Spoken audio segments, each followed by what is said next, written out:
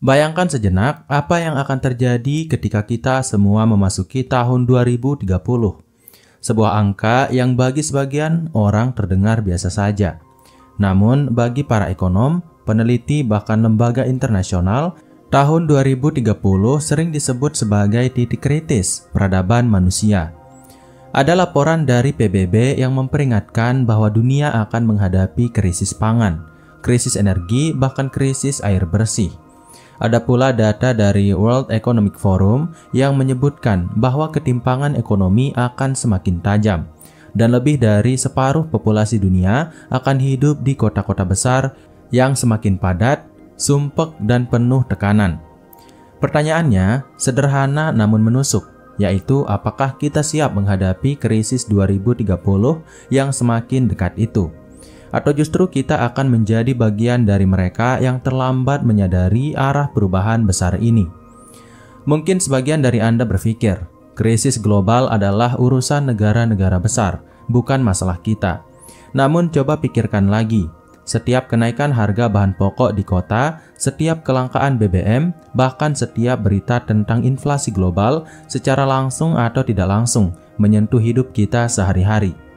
Apakah kita akan tetap tinggal di kota yang penuh dengan ketergantungan pada sistem yang rapuh? Ataukah justru kita harus mulai melihat ke arah desa? Tempat di mana kehidupan mungkin terlihat sederhana, tetapi menyimpan kekuatan luar biasa untuk bertahan ketika krisis global benar-benar melanda. Saya ingin mengajak Anda membayangkan sebuah skenario kecil. Bayangkan suatu pagi di tahun 2030 ketika harga beras di kota melonjak 3 kali lipat hanya dalam semalam. Bayangkan air bersih yang biasanya mengalir dengan mudah di keran, tiba-tiba harus dibeli dengan harga yang lebih mahal dari bensin. Bayangkan listrik padam berjam-jam setiap hari karena pasokan energi yang terbatas. Di kota, orang-orang panik, antri panjang, bahkan mungkin saling berebut untuk sekedar mendapatkan kebutuhan dasar. Tapi di desa, seorang petani masih bisa memanen sayur di ladangnya, mengambil air dari sumur yang jernih, dan memasak dengan tenang di dapur rumahnya. Bukankah itu sebuah ironi? Kota yang katanya pusat kemajuan justru paling rapuh ketika krisis datang. Sementara desa yang dianggap tertinggal justru bisa menjadi benteng terakhir kehidupan. Jika kita perhatikan lebih dalam, alasan mengapa desa memiliki keuntungan besar ketika krisis global terjadi sebenarnya sangat logis. Desa adalah pusat produksi, bukan konsumsi. Kota besar hidup karena pasokan dari desa. Beras, sayur, buah, daging, telur, bahkan air mineral. Semua itu berasal dari desa atau daerah pedalaman. Sementara desa, meski terlihat sederhana, tidak terlalu bergantung pada kota untuk bertahan hidup. Mereka bisa menanam, bisa beternak, bisa saling membantu, dan bisa hidup lebih mandiri. Pertanyaan yang perlu kita ajukan adalah, apakah kita masih punya waktu untuk menyadari fakta ini sebelum 2030 benar-benar tiba? Mari kita gunakan sedikit logika deduktif. Jika krisis global identik dengan kelangkaan sumber daya, maka mereka yang paling dekat dengan sumber daya lah yang paling aman. Desa adalah tempat sumber daya alam berada, tanah subur, hutan, air, dan udara segar. Sedangkan kota hanya punya gedung, jalan beton, dan pusat perbelanjaan. Apakah gedung pencakar langit bisa dimakan?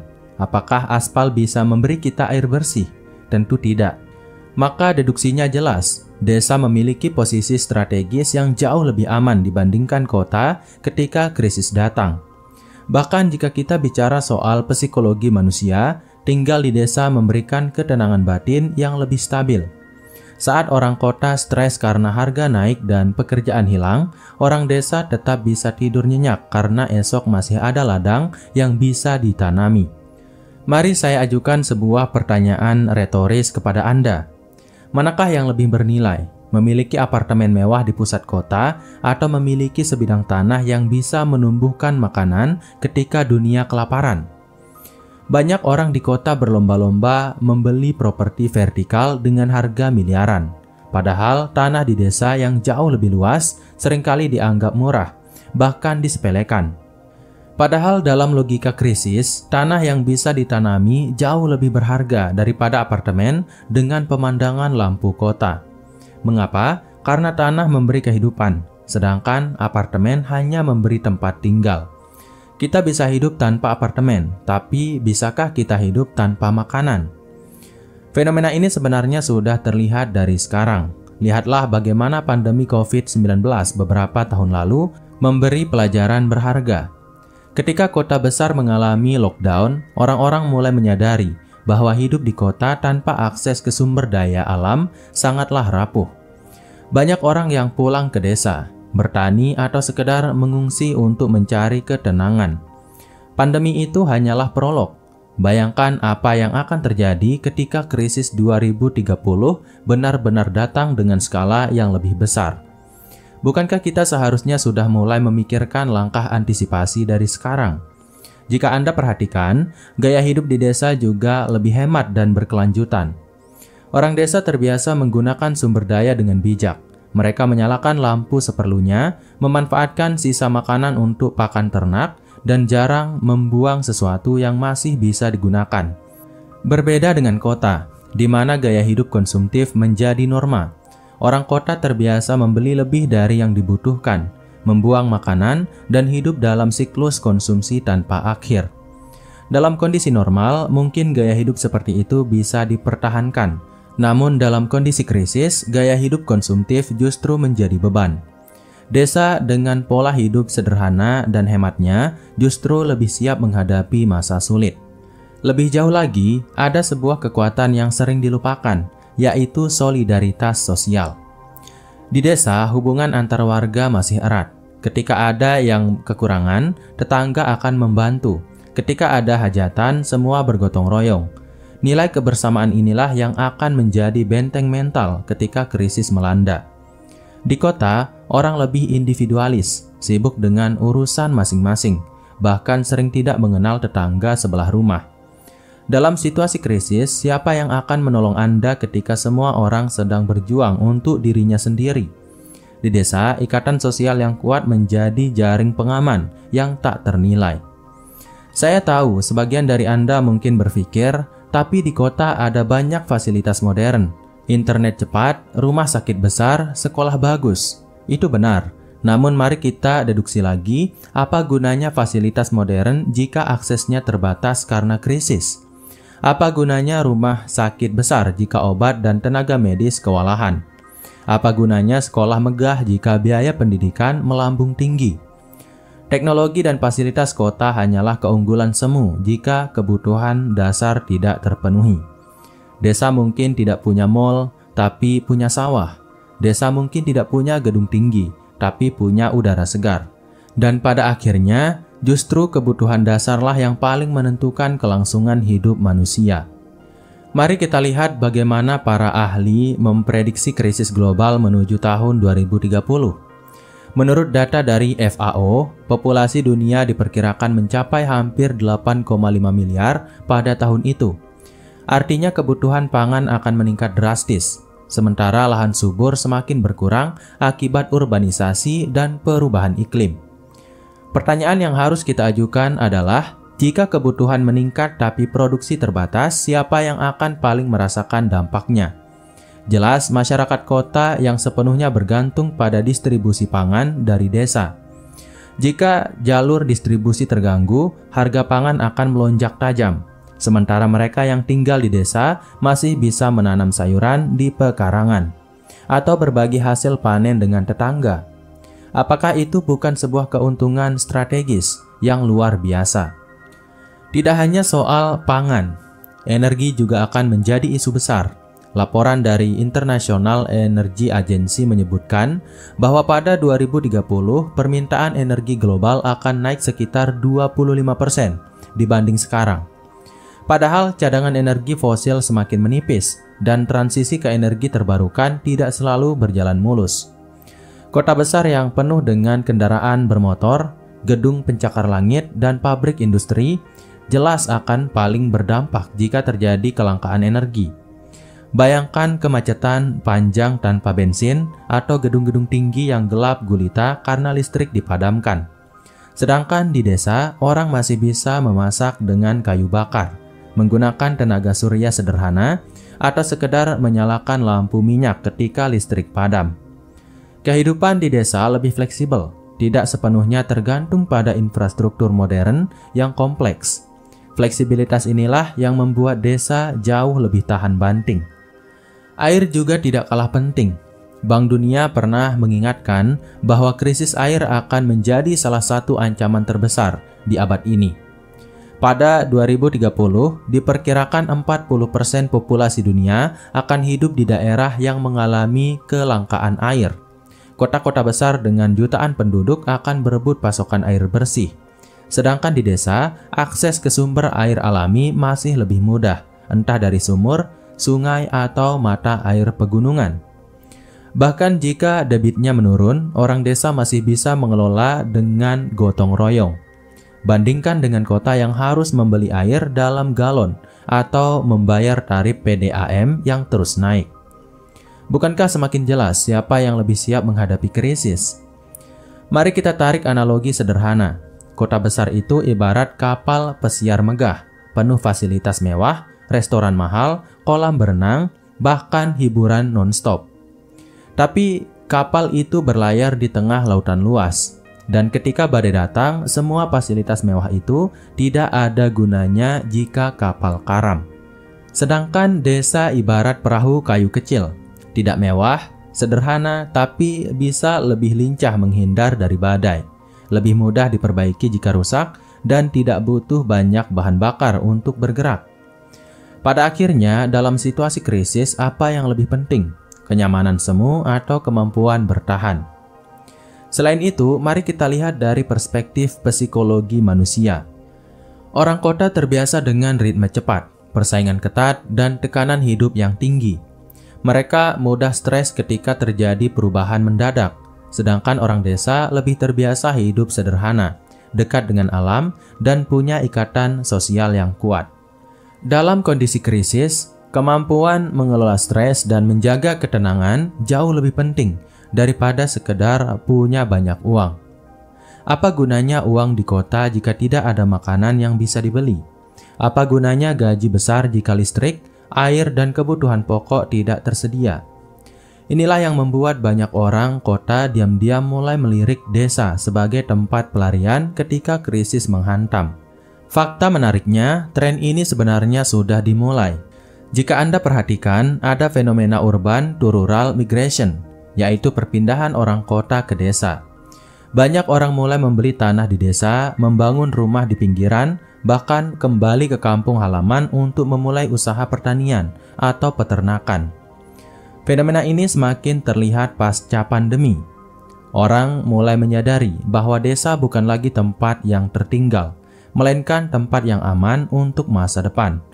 Bahkan beberapa investor besar kini melirik sektor pertanian dan desa sebagai sumber keuntungan jangka panjang. Pertanyaannya, apakah kita akan menunggu sampai harga tanah desa melambung tinggi baru menyesal? Atau kita sudah mulai mempersiapkan diri dari sekarang? Mari kita ambil contoh nyata. Di beberapa desa di Jawa Tengah, ada program pertanian organik yang digerakkan oleh anak muda. Mereka menanam sayuran tanpa pestisida, memasarkan secara online, dan ternyata mendapat respon luar biasa dari konsumen kota. Artinya, tinggal di desa bukan hanya aman dari krisis, tapi juga bisa menjadi peluang ekonomi. Bukankah menarik jika kita bukan hanya selamat dari krisis, tapi juga justru mendapatkan keuntungan darinya? Desa bukan hanya tempat bertahan, tapi juga tempat berkembang. Disitulah letak kekuatan yang sering diremehkan. Lalu bagaimana dengan pendidikan dan akses informasi? Banyak orang berargumen bahwa tinggal di desa berarti terisolasi. Padahal dengan perkembangan teknologi internet, desa tidak lagi tertinggal dalam hal informasi. Sekolah online, kursus jarak jauh, bahkan pekerjaan remote kini bisa dilakukan dari mana saja, termasuk desa. Jadi alasan bahwa desa itu tertinggal sudah tidak relevan lagi. Justru dengan biaya hidup yang lebih murah di desa, kita bisa hidup lebih tenang sambil tetap terhubung dengan dunia global. Bukankah itu kombinasi yang ideal? Yaitu ketahanan hidup ala desa ditambah akses informasi ala kota. Jika kita bicara soal masa depan anak-anak, desa juga memberikan keunggulan yang sering diabaikan. Anak-anak di desa tumbuh dengan udara bersih, ruang bermain luas, dan interaksi sosial yang sehat. Mereka tidak terlalu terpapar polusi, gadget berlebihan, atau gaya hidup konsumtif yang melelahkan. Dalam jangka panjang, generasi yang tumbuh di desa bisa memiliki pondasi fisik dan mental yang lebih kuat. Apakah ini bukan investasi terbaik untuk masa depan keluarga kita? Apa gunanya sekolah internasional di kota jika anak-anak tumbuh stres, sakit-sakitan, dan jauh dari alam? Mari kita tarik kesimpulan sementara sebelum masuk lebih dalam. Jika krisis 2030 identik dengan kelangkaan pangan, energi, dan air, maka desa jelas lebih unggul. Jika krisis identik dengan tekanan mental, desa lebih menenangkan. Jika krisis identik dengan keruntuhan sistem kompleks, desa yang sederhana lebih tahan. Dan jika krisis justru membuka peluang baru, desa juga bisa menjadi lahan subur untuk usaha kreatif. Dengan kata lain, desa bukan sekedar alternatif, tapi solusi utama. Namun pertanyaan pentingnya, apakah kita siap kembali ke desa atau setidaknya mempersiapkan diri untuk punya akses ke desa? Karena mari kita jujur, tidak semua orang bisa langsung pindah. Ada pekerjaan, ada tanggung jawab, ada rutinitas. Tapi bukankah lebih baik mulai memikirkan strategi dari sekarang, ketimbang menunggu krisis benar-benar datang dan membuat kita terpaksa? Sekarang mari kita masuk lebih dalam.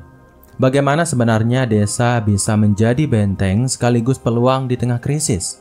Pertanyaan ini penting, karena berbicara soal krisis tanpa solusi hanyalah menakut-nakuti. Yang kita butuhkan adalah strategi konkret, langkah realistis, dan gambaran jelas tentang apa yang bisa dilakukan. Pertama, mari kita bicara soal pangan. Desa adalah pusat produksi makanan, dan ini adalah kunci utama ketika krisis 2030 datang. Di kota, kita membeli beras, sayur, dan lauk dari pasar atau supermarket. Tapi di desa, semua itu bisa ditanam sendiri. Bayangkan jika Anda memiliki sebidang tanah meski hanya 100 meter persegi, lalu menanaminya dengan cabai, tomat, kangkung, atau singkong. Itu sudah cukup memberi ketahanan pangan untuk keluarga kecil. Bahkan jika berlebih, hasilnya bisa dijual. Jadi, desa bukan hanya memberi kita makanan, tapi juga sumber pendapatan. Apakah ada yang lebih berharga daripada memiliki kemampuan untuk menghasilkan makanan di masa kelangkaan? Kedua, energi alternatif. Desa punya potensi besar untuk energi terbarukan. Sinar matahari di desa lebih melimpah, angin lebih bersih, dan bahkan kotoran ternak bisa diubah menjadi biogas. Di banyak daerah, panel surya kecil sudah cukup untuk menyalakan lampu, mengisi daya ponsel, atau memompa air. Dengan biaya yang semakin murah, teknologi ini bisa membuat desa semakin mandiri energi. Bandingkan dengan kota yang seluruhnya bergantung pada jaringan listrik besar. Jika listrik padam berhari-hari, kota bisa lumpuh. Tapi di desa, orang masih bisa memasak dengan kayu, menyalakan lampu minyak, atau memakai tenaga surya. Bukankah itu lebih aman? Ketiga, air bersih. Desa biasanya punya akses ke sumur, sungai, atau mata air. Bahkan jika pengelolaannya baik, desa bisa mengelola air bersama-sama. Misalnya dengan membuat penampungan hujan atau sumur resapan. Hal ini sederhana, tapi sangat penting. Ingat, 70% tubuh manusia adalah air. Tanpa makanan, kita bisa bertahan berminggu-minggu. Tapi tanpa air, hanya beberapa hari. Maka tinggal di desa memberi keunggulan strategis karena dekat dengan sumber air alami. Keempat, solidaritas sosial. Desa punya ikatan gotong royong yang lebih kuat. Dalam kondisi krisis, solidaritas ini bisa menjadi penyelamat. Misalnya, ketika satu keluarga panen padi, tetangga bisa ikut membantu dan hasilnya dibagi. Atau ketika ada hajatan, semua orang saling menyumbang tenaga dan makanan. Sistem sosial ini jauh lebih efektif daripada sekedar mengandalkan uang. Karena di masa krisis, uang bisa kehilangan nilainya, tapi hubungan sosial tetap bernilai. Pernahkah Anda melihat bagaimana di kota orang rela berdesak-desakan membeli beras yang langka? Sementara di desa, orang bisa saling tukar hasil tani atau berbagi tanpa hitungan rumit. Itulah kekuatan sosial yang sering diremehkan. Kelima, peluang usaha di desa.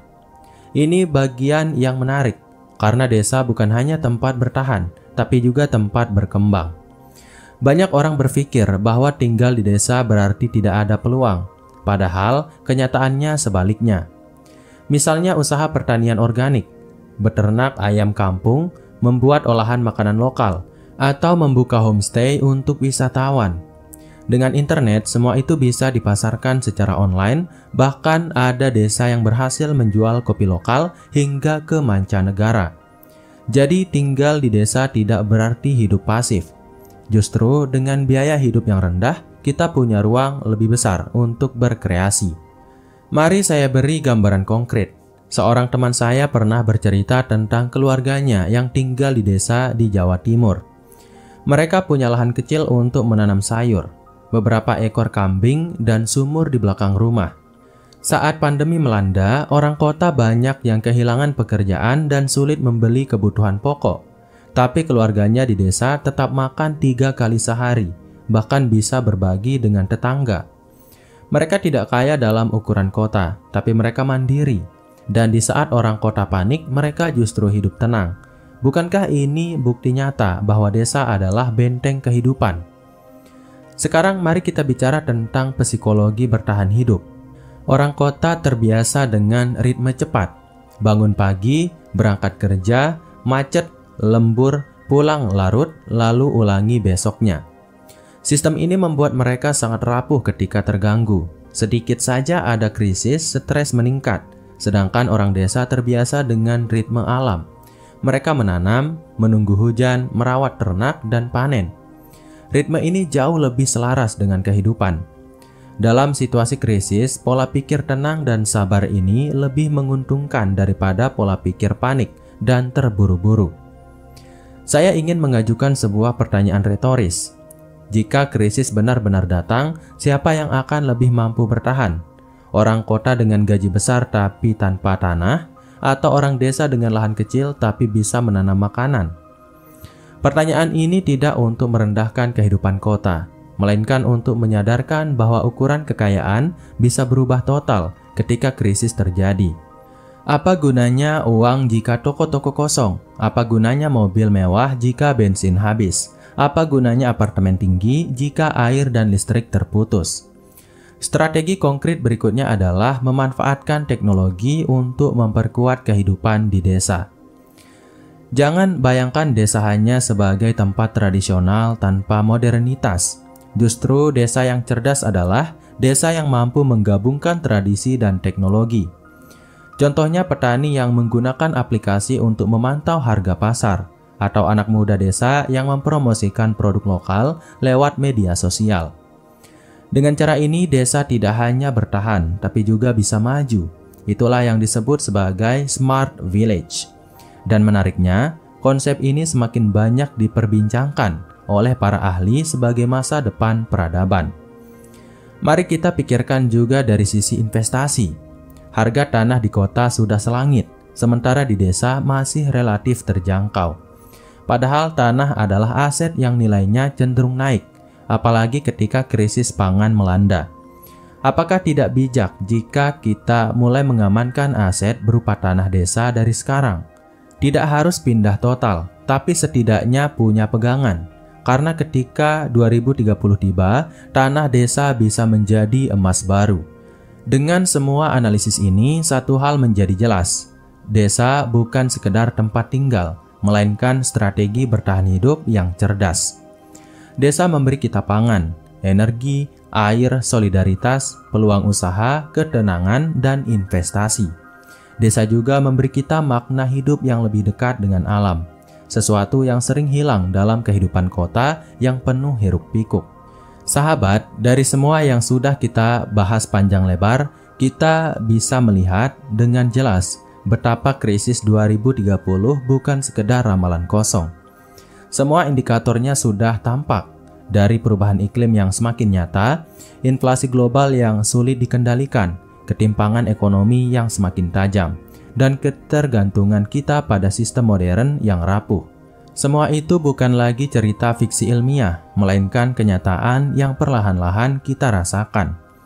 Pertanyaannya tinggal satu, apakah kita akan menunggu sampai krisis itu benar-benar menghantam, baru kemudian panik? Ataukah kita mulai mempersiapkan diri dari sekarang? Kota besar mungkin masih terlihat gemerlap hari ini, lampu-lampu masih menyala terang, pusat perbelanjaan masih ramai, dan jalanan masih penuh kendaraan. Tetapi di balik gemerlap itu, kota sebenarnya adalah sistem yang sangat rapuh. Sedikit saja ada gangguan distribusi pangan, listrik atau air, maka semua akan kacau. Bayangkan antrian panjang di pom bensin, bayangkan rak supermarket kosong, bayangkan listrik padam berhari-hari. Semua itu bukan hal yang mustahil. Dan ketika itu terjadi, siapa yang lebih siap? Orang yang hidup di kota dengan semua fasilitasnya, atau orang yang hidup di desa dengan tanah, air, dan komunitas sosial yang kuat? Jawabannya sudah jelas, desa adalah benteng terakhir. Desa adalah tempat di mana manusia bisa kembali pada hakikatnya, yaitu hidup selaras dengan alam, memanfaatkan tanah, air, dan udara, serta saling bergotong royong. Desa mungkin sederhana, tetapi kesederhanaan itulah yang justru membuatnya tahan banting. Kota mungkin terlihat maju, tetapi kemajuan itu dibangun di atas ketergantungan yang rapuh. Apakah Anda lebih memilih kenyamanan semu atau keamanan nyata? Kita juga harus menyadari bahwa hidup di desa bukan berarti mundur atau menyerah pada kemajuan. Justru sebaliknya, hidup di desa di era modern ini bisa menjadi kombinasi ideal. Ketahanan hidup ala tradisi ditambah akses teknologi ala modernitas. Bayangkan Anda bisa menanam sayur di halaman rumah, tetapi juga menjualnya lewat aplikasi online. Bayangkan Anda hidup dengan udara segar setiap hari, tetapi juga tetap bisa bekerja remote dengan internet. Inilah keunggulan strategis yang hanya bisa didapatkan jika kita berani melihat desa sebagai masa depan, bukan sekedar masa lalu. Dan mari kita jujur pada diri sendiri. Bukankah kita semua merindukan kehidupan yang lebih tenang? Bukankah kita bosan dengan kebisingan kota, kemacetan, polusi, dan stres yang seolah tak ada habisnya? Bukankah kita ingin anak-anak tumbuh dengan udara bersih, ruang bermain luas, dan interaksi sosial yang sehat? Semua itu ada di desa. Desa bukan hanya solusi krisis, tetapi juga jawaban atas kerinduan terdalam manusia terhadap kehidupan yang lebih autentik. Mungkin sekarang sebagian dari Anda bertanya dalam hati, kalau begitu apa yang harus saya lakukan? Pertanyaan ini sangat penting. Jawabannya sederhana, yaitu mulai dari langkah kecil. Tidak semua orang bisa langsung pindah ke desa besok pagi, tetapi kita bisa mulai mempersiapkan diri. Mungkin dengan membeli sebidang tanah kecil di desa, mungkin dengan belajar bercocok tanam meski hanya di pot dan polybag, mungkin dengan mempererat hubungan sosial, membangun komunitas, atau sekedar sering pulang kampung untuk menjaga akar. Setiap langkah kecil itu akan menjadi investasi besar ketika krisis benar-benar datang. Selain itu, kita juga perlu mengubah cara pandang. Selama ini banyak orang menganggap desa sebagai tempat yang tertinggal, seolah hanya cocok untuk orang tua dan pensiunan. Padahal justru desa adalah tempat masa depan. Jika kita mampu melihat desa sebagai aset dan bukan sekedar kampung halaman, maka kita akan lebih mudah mengambil langkah strategis. Ingatlah, tanah yang hari ini dianggap murah di desa bisa menjadi sangat berharga ketika 2030 tiba. Bukan hanya untuk dijual, tetapi untuk ditanami dan memberi kehidupan. Sahabat, saya ingin menutup pembahasan ini dengan sebuah refleksi sederhana. Pada akhirnya, hidup bukan hanya soal uang, karir, atau fasilitas mewah. Hidup adalah soal bertahan, soal makan, soal minum, soal udara bersih, soal keluarga, dan soal ketenangan batin. Semua itu lebih mudah ditemukan di desa daripada di kota. Dan ketika krisis global benar-benar melanda, hanya mereka yang dekat dengan sumber kehidupanlah yang bisa bertahan. Desa adalah sumber kehidupan itu, desa adalah jawaban. Maka jangan tunggu sampai 2030 tiba untuk menyadarinya. Mulailah dari sekarang. Pulanglah sesekali ke desa, jaga tanahmu, rawat sawahmu, hargai petanimu, dan belajarlah dari kehidupan sederhana mereka. Karena ketika krisis datang, merekalah yang justru menjadi pahlawan, bukan orang-orang yang sibuk dengan jabatan dan fasilitas di kota. Bukankah lebih bijak jika kita menjadi bagian dari mereka yang siap, daripada bagian dari mereka yang panik? Dan sebelum kita akhiri, saya ingin mengajak Anda untuk ikut serta dalam perjalanan pengetahuan ini. Jika menurut Anda video ini bermanfaat, jangan lupa tekan tombol like sebagai bentuk dukungan. Klik subscribe agar Anda tidak ketinggalan pembahasan-pembahasan penting lain yang bisa membuka wawasan dan membantu kita mempersiapkan masa depan. Tinggalkan komentar Anda di bawah. Apakah Anda sudah siap menghadapi krisis 2030? Apakah Anda punya rencana untuk kembali ke desa atau setidaknya menjadikan desa sebagai bagian dari strategi hidup Anda? Bagikan pengalaman dan pandangan Anda, karena siapa tahu bisa menginspirasi banyak orang. Ingat, masa depan bukan ditentukan oleh orang yang paling kaya atau paling pintar, tetapi oleh mereka yang paling siap, dan kesiapan itu bisa kita mulai dari sekarang. Dari langkah kecil, dari desa. Karena desa bukan hanya masa lalu kita, melainkan juga masa depan kita semua. Dan mungkin itu dulu untuk video kali ini. Sekian, wassalam.